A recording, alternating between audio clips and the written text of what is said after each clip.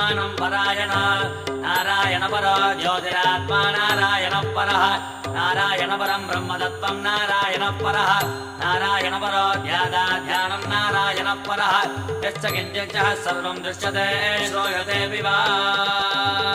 பேரன்புடையீர் வணக்கம்.